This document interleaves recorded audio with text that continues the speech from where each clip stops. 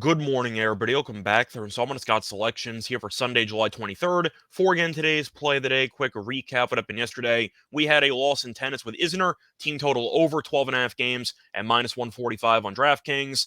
I believe Isner was around minus 380 to win a set, which was basically the only way we were going to lose. And unfortunately, he did lose in straight sets. Had a couple of great chances actually to win the first set. Had 3 breakpoint chances early on, which he did not convert. And he also had a set point in the tiebreaker. Should have also had a mini break at the end of the tiebreaker because he had a crazy forehand return and he was set up at the net to hit an easy winner. And then Mickelson had some great defense and fought it off. Then Isner immediately gave up the mini break right after it to lose the first set. So Isner had a bunch of chances to win the first set, and if he won that, we basically would have automatically won. Instead, Isner lost that set, got broken immediately in the second set, and the match was over. So I picked up a loss there. Look for a winner here on Sunday. And for today's play today, going to go back to baseball, gonna look at a game between the Braves and the Brewers taking place at around 2 p.m. Eastern time. And for this game, I'm going to take the Braves first 5 team total over 2.5 runs at minus 145 on DraftKings. Time recording of 2 a.m. Eastern time. Covering why we're going to take the Braves first 5 team total over in this game. First reason, Atlanta's been really good this season at getting off the fast starts offensively. You're looking at the Braves and what they're averaging in the first 5.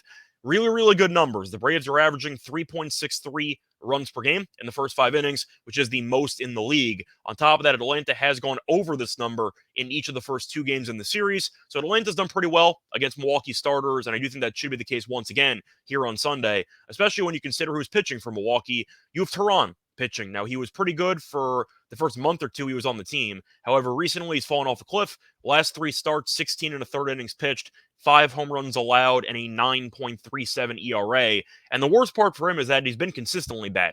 Tehran's allowed at least 4 earned in each of those 3 starts. So the point is he has allowed opponents to go over regardless of who he's faced. And I do think, once again, facing off against the best offense in the league isn't suddenly going to help cure Tehran's recent struggles. Now, the Braves are also a very good home run hitting team, which I'm mentioning because Tehran has allowed 5 home runs in the last 3 games combined.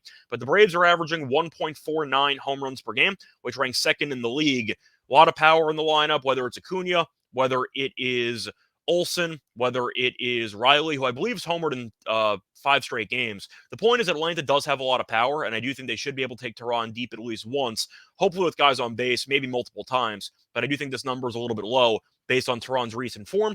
And I mentioned the home runs as well because of the fact that the wind should be benefiting the home runs because the wind is blowing out to center field at roughly 8 miles per hour. Now, Milwaukee Stadium does have a retractable roof, and it should be sunny, so I do expect the roof to be open for this game, so wind will actually matter.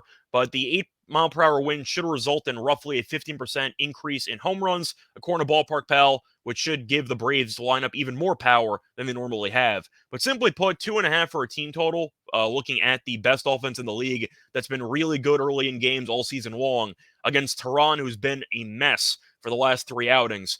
I know it's minus 145, but I do think this line will probably close at 3.5, at plus money potentially. But I do think Atlanta should be able to get enough guys on base and potentially hit enough home runs in order to actually go over this number. Tehran, in my opinion, is going to struggle, probably give up 4 earned or so in 5, but I do think Atlanta will go over this number at the end of 5 innings. Play that once again here for Sunday, July 23rd, is going to be on the Braves first 5. Team total over 2.5 runs at minus 145 on DraftKings. Bye, everyone.